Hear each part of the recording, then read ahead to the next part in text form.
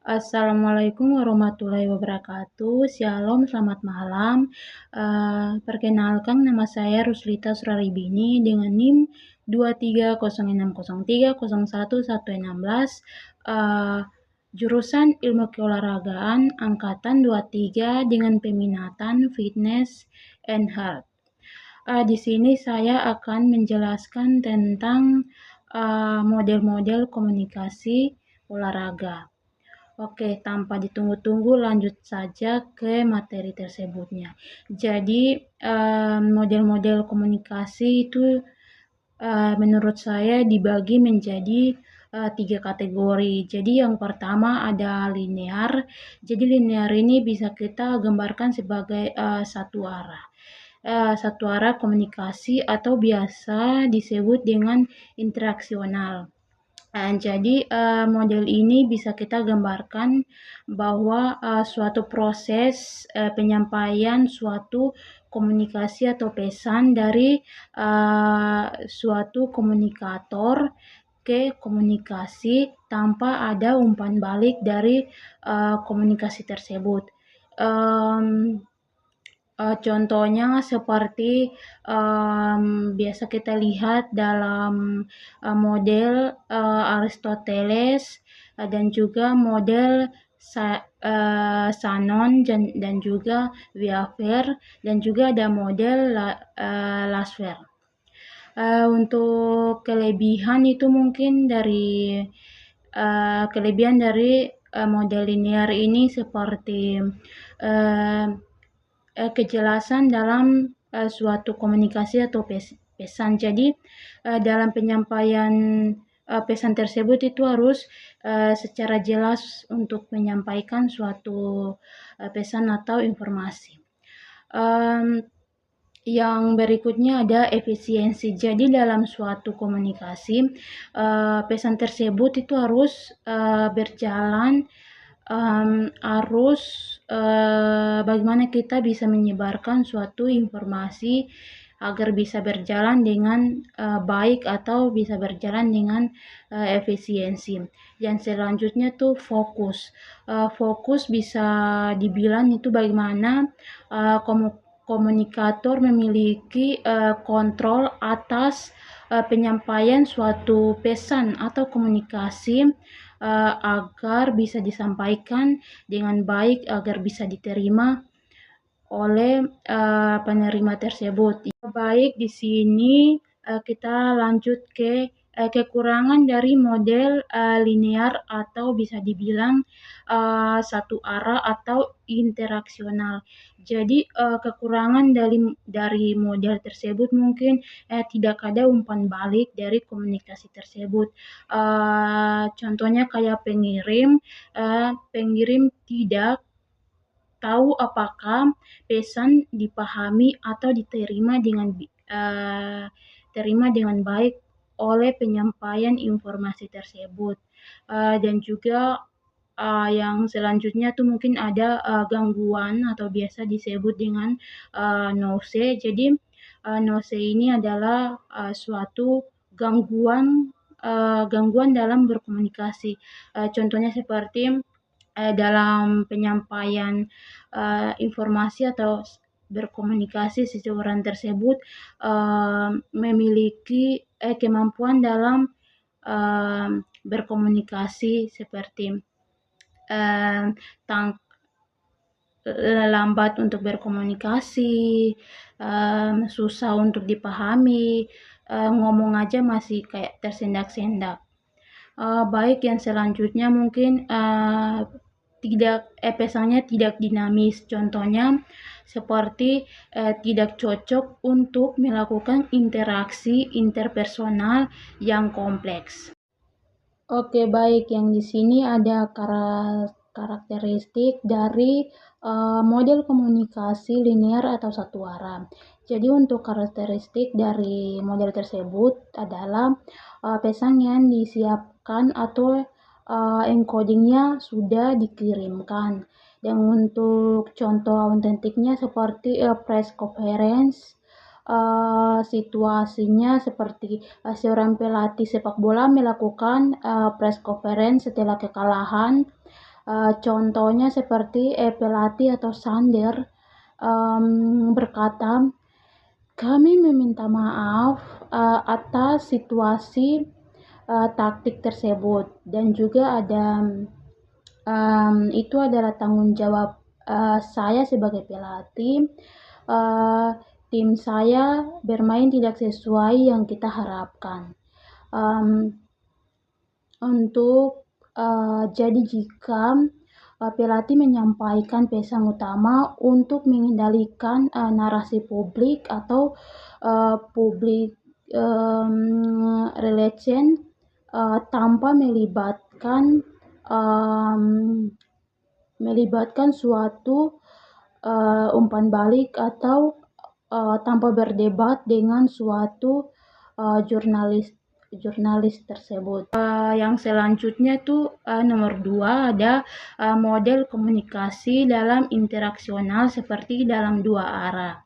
Jadi model ini bisa kita gambarkan seperti melengkapi model linear. Model yang pertama melengkapi komunikasi linear dengan menambahkan suatu konsep atau umpan balik dari komunikasi tersebut. Bagaimana di mana komunikasi tersebut terjadi antara pengirim atau penerima suatu komunikasi tersebut. Contohnya seperti kita lihat dalam model screaming, atau bisa kita lihat dalam model SMCR atau model Berto. Kelebihan dari model dalam dua arah ini bisa kita lihat seperti adanya umpan balik. Jadi dalam suatu komunikasi ini ada antara umpan balik antara penerima dan juga orang yang melakukan komunikasi tersebut. Jadi contohnya ada umpan balik. Jadi umpan balik ini seperti bagaimana kita berkomunikasi kepada seseorang, namun seseorang itu bisa memberikan tanggapan kembali kepada kita. Dan juga selanjutnya ada pertimbangan kompleks. Jadi dalam suatu model komunikasi dalam dua arah ini ada pertimbangan dalam kompleks. Dalam istilah kita bisa melihat latar belakang dari seseorang tersebut. Contohnya pengalaman berkomunikasi, budaya seseorang tersebut, bagaimana bisa berkomunikasi dengan baik.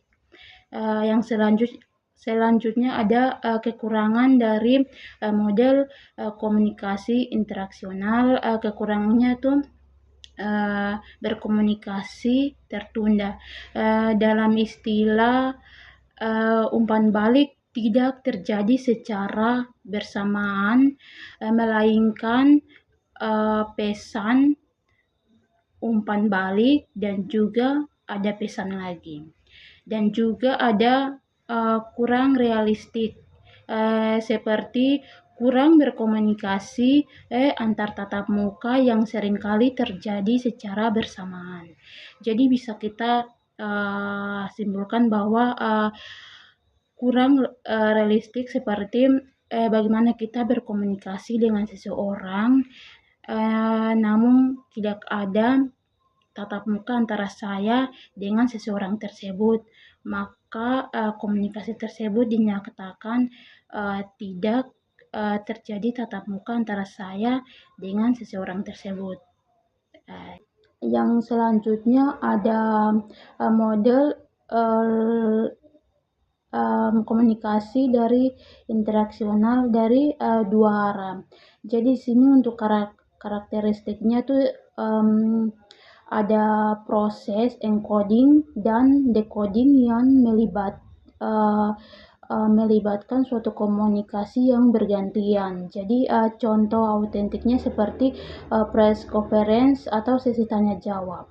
Jadi untuk situasinya itu jurnalis bertanya kepada pelatih, Setelah pernyataan terbuka, contohnya seperti jurnalis bertanya kepada pelatih, "Mengapa Anda mencadangkan striker utama pada hari ini?"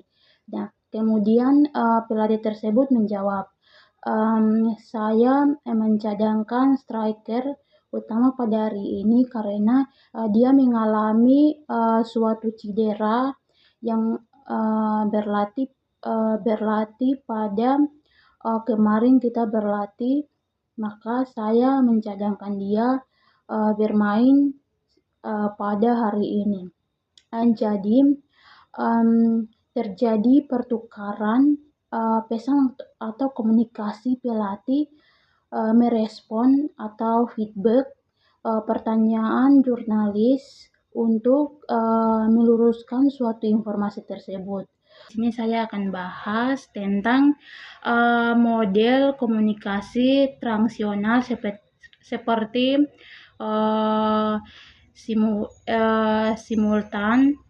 Jadi komunikasi transaksional simultan ini bisa kita gambarkan seperti proses komunikasi yang dinamis dan berkelanjutan, di mana penerima bertindak sebagai komunikasi sekaligus menerima suatu pesan secara simultan atau bersamaan.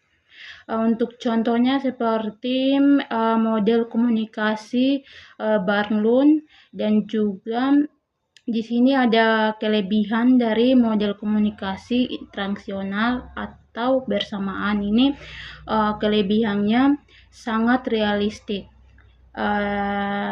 Jadi pesan tersebut ini komunikasinya itu secara akurat, termasuk komunikasi nonverbal seperti kontak mata antara saya dan seseorang tersebut, dan juga gestur.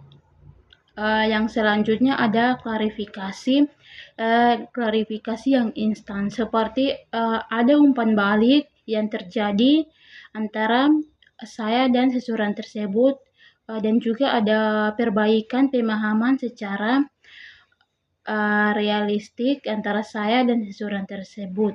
Dan juga di sini ada kekurangan. Jadi kekurangan dari model komunikasi transaksional simultan atau bersamaan ini seperti terlalu kompleks.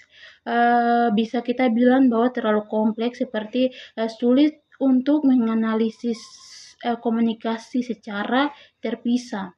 Dan juga ada resiko tafsir, seperti yang bisa kita simpulkan bahwa karena komunikasi sangat dinamis, maka akan melibatkan banyak simbol, salah paham, dan juga konteks tidak dipahami oleh seseorang tersebut. Jadi dalam kekurangan yang terakhir, yang resiko salah tafsir ini, bisa kita simpulkan bahwa dalam komunikasi tersebut itu bisa sangat dinamis.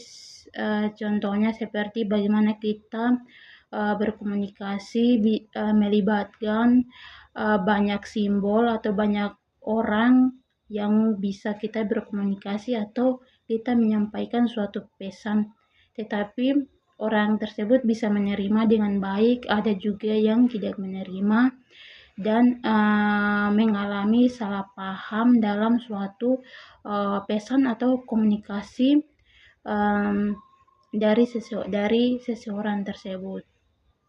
Baik, yang terakhir ada komunikasi simultan atau partisipasi bersamaan. Untuk karakteristiknya itu seperti komunikasi bersifat intim, berlangsung, dan juga dinamis. Untuk contoh autentiknya seperti tim talk atau pelatih dan juga atlet. Untuk situasinya pelatih memberikan tintel di ruang ganti saat jeda jeda babak pertama dalam permainan atau pertandingan tersebut. Untuk contohnya tuh pelatih menangkap mata satu persatu pemain yang menggunakan bahasa tubuh tegas dan berkata, kita tertinggal 1-0, tapi kita harus mempertahankan poin tersebut. Dan pelatih tersebut menyebut satu nama pemain, contoh Ronald. Saya butuh kamu lebih agresif di sisi kanan. Apakah kamu bisa? Dan pemain tersebut yang bernama Ronald ini langsung menjawab, baik Pak, bisa. Jadi pemain tersebut bisa menjawab atau ada komunikasi antar umpan balik atau nonverbal dalam komunikasi tersebut. Jadi jika pelatih tidak hanya membangun motivasi membaca situasi pemain atlet, membangun situasi atlet atau emosi pemain atlet, dan bagaimana pelatih bisa membangun konteks situasi yang tinggi seringkali lebih efektif daripada sekedar perintah secara teknis. Mungkin cuma itu saja yang bisa saya jelaskan dalam seputaran tentang model-model komunikasi dalam olahraga. Mohon maaf apabila dalam suatu penyampaian materi tersebut kurang. Mungkin cuma itu. Selamat malam. Tuhan berkati. Terima kasih.